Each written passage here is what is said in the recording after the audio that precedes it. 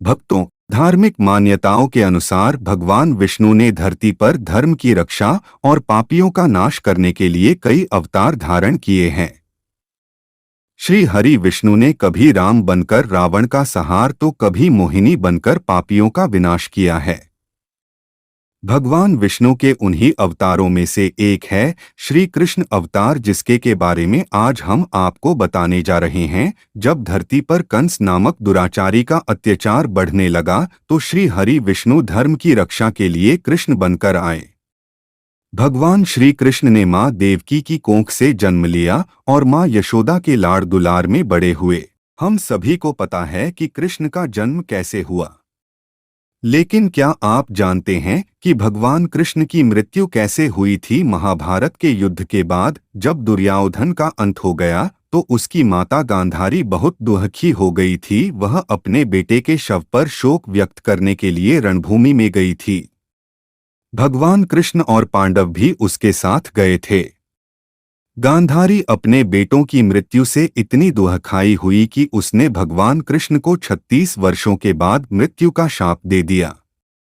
भगवान कृष्ण मुस्कुराए और स्वयं पर लगा अभिशाप स्वीकार कर लिया। और ठीक इसके 36 वर्षों के बाद उनका अंत एक शिकारी के हाथों हुआ। महाभारत कौरवों और पांडवों के बीच हुए युद्ध का वो रूप है जिसने कुरुक्षेत्र की मिट्टी तक लाल कर दी थी। कहा जाता है इस भयंकर युद्ध में इतने लोगों ने अपनी जान गंवाई थी कि आज भी उनके लहू से कुरुक्षेत्र, जहां महाभारत का युद्ध लड़ा गया था, की मिट्टी का रंग लाल ही है। ईर्ष्या, लालच और घमंड, ये तीनों ही कारण चचेरे भाइयों के बीच संग्राम के कारण बने। एक तरफ 100 कौरव भाई और दूसरी तरफ 5 पांडव। कृष्ण से लेकर भीष्म पितामह, द्रोण, शिखंडी आदि सभी बड़े बड़े धुरंधरों ने इस युद्ध में भाग लिया। महर्षि वेद व्यास ने महाभारत की कहानी को 18 खंडों में संकलित किया था। कुरुक्षेत्र का युद्ध इस ग्रंथ का सबसे बड़ा भाग है, लेकिन युद्ध के पश्चात भी बहुत कुछ ऐसा रह गया जिसके विषय में जानना बहुत जरूरी है, जिनमें श्री कृष्ण की मृत्यु और द्वारका के नदी में समा जाने की घटना अत्यंत महत्वपूर्ण है। मौसल पर्व 18 पर्वों में से एक है जो 8 अध्यायों का संकलन है। इस पर्व में श्री कृष्ण के मानव रूप को छोड़ना और उनकी मृत्यु के पश्चात उनकी नगरी द्वारका के साथ घटी घटना का वर्णन है। आइए जानते हैं क्या छिपा है मौसल पर्व की कहानी के भीतर। यह घटना कुरुक्षेत्र के युद्ध के 35 साल बाद की है। कृष्ण की द्वारका नगरी बहुत शांत और खुशहाल थी, जहां युवाओं के भीतर चंचलता बड़ी ही सामान्य थी और वे सभी भोगविलास में लिप्त रहते थे। एक बार कृष्ण के पुत्र सांब को एक शरारत सूझी। स्त्री का वेश लेकर वह अपने दोस्तों के साथ ऋषि विश्वामित्र, दुर्वासा, वशिष्ठ और नारद से मिलने गया। वे सभी श्री कृष्ण के साथ एक औपचारिक बैठक में शामिल होने के लिए द्वारका आए थे। स्त्री के वेश में सांब ने ऋषियों से कहा कि वो गर्भवती है। वे उसे ये बताएं कि उसके गर्भ में बच्चे का लिंग क्या है। उनमें से एक ऋषि ने इस खेल को समझ लिया और क्रोधित होकर सांब को श्राप दिया कि वो लोहे के तीर को जन्म देगा, जिससे उनके कुल और साम्राज्य का विनाश होगा। सबने ये सारी घटना उग्रसेन को बताई। उग्रसेन ने सांब से कहा कि वे तांबे के तीर का चूर्ण बनाकर प्रभास नदी में प्रवाहित कर दे, इस तरह उन्हें उस श्राप से छुटकारा मिल जाएगा। सांबा ने सब कुछ उग्रसेन के कहे अनुसार ही किया। साथ ही उग्रसेन ने ये भी आदेश पारित कर दिया कि यादव राज्य में किसी भी प्रकार की नशीली सामग्रियों का ना तो उत्पादन किया जाएगा और ना ही वितरण होगा। इस घटना के बाद द्वारका के लोगों ने विभिन्न अशुभ संकेतों का अनुभव किया। सुदर्शन चक्र, कृष्ण के शंख, उनके रथ और बलराम के हल का अदृश्य हो जाना, अपराधों और पापों में बढ़ोतरी होना, लाज शर्म जैसी चीजों का समाप्त हो जाना, स्त्रियों द्वारा अपने पतियों और पुरुषों द्वारा अपनी पत्नियों के साथ विश्वासघात करना आदि बेहद सामान्य घटनाक्रम हो गया था। चारों ओर अपराध, अमानवीयता और पाप का साया था। बुजुर्गों और गुरुओं का असम्मान, निंदा, द्वेष जैसी भावनाओं में उल्लेखनीय बढ़त आदि सब द्वारका के लोगों का जीवन बन गया था।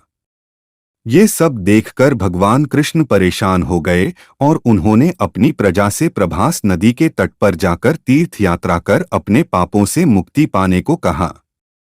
सभी ने ऐसा ही किया। परंतु जब सभी यादव प्रभास नदी के किनारे पहुंचे तो वहां जाकर सभी मदिरा के नशे में चूर होकर भोग विलास में लिप्त हो गए। वे नाचते गाते और मदिरा का सेवन करते। मदिरा के नशे में चूर सात्याकी कृतवर्मा के पास पहुंचा और अश्वत्थामा को मारने की साजिश रचने और पांडव सेना के सोते हुए सिपाहियों की हत्या करने के लिए उसकी आलोचना करने लगा। वही कृतवर्मा ने भी सात्याकी पर आरोप मढ़ने शुरू कर दिए। बहस बढ़ती गई और इसी दौरान सत्याकी के हाथ से कृतवर्मा की हत्या हो गई। कृतवर्मा की हत्या करने के अपराध में अन्य यादवों ने मिलकर सात्यकी को मौत के घाट उतार दिया। जब कृष्ण को इस बात का पता चला तो वे वहां पर प्रकट हुए और एरका घास को हाथ में उठा लिया। ये घास एक क्षण में परिवर्तित हो गई, जिससे श्री कृष्ण ने दोषियों को सजा दी। मदिरा के नशे में चूर सभी ने घास को अपने हाथ में उठा लिया और सभी के हाथ में मौजूद वो घास लोहे की छड़ बन गई, जिससे सभी लोग आपस में ही भिड़ गए और एक दूसरे को मारने लगे। वभ्रु, दारुक और कृष्ण के अलावा अन्य सभी लोग मारे गए। बलराम इस उपद्रव का हिस्सा नहीं थे, इसलिए वो भी बच गए। कुछ समय बाद वभ्रु और बलराम की भी मृत्यु हो गई, जिसके बाद कृष्ण ने दारुक को पांडवों के पास भेजा और कहा कि अर्जुन को सारी घटना बताकर उससे मदद लेकर आए। दारुक इंद्रप्रस्थ की ओर रवाना हो गया और पीछे से ही श्री कृष्ण ने अपना देह त्याग दिया। कृष्ण की मृत्यु की घटना प्रभास नदी से ही जुड़ी है, जिसमें लोहे की छड़ का चूर्ण बहाया गया था। लोहे की छड़ का चूर्ण एक मछली से निगल लिया और वह उसके पेट में जाकर धातु का एक टुकड़ा बन गया। जीरू नामक शिकारी ने उस मछली को पकड़ा और उसके शरीर से निकले धातु के टुकड़े को नुकीला कर तीर का निर्माण किया। कृष्ण वन में बैठे ध्यान में लीन थे। जीरू को लगा वह कोई हिरण है, उसने कृष्ण पर तीर चला दिया, जिससे श्री कृष्ण की मृत्यु हुई। कुछ समय बाद अर्जुन मदद लेकर द्वारका पहुंचे और कृष्ण की मृत्यु की खबर पाकर अत्यंत दुखी हो गए। कृष्ण के जाने के बाद द्वारका में उनकी 1600 रानियां, कुछ महिलाएं, वृद्ध और बालक की शेष रह गए। वे सभी इंद्रप्रस्थ के लिए रवाना होने लगे।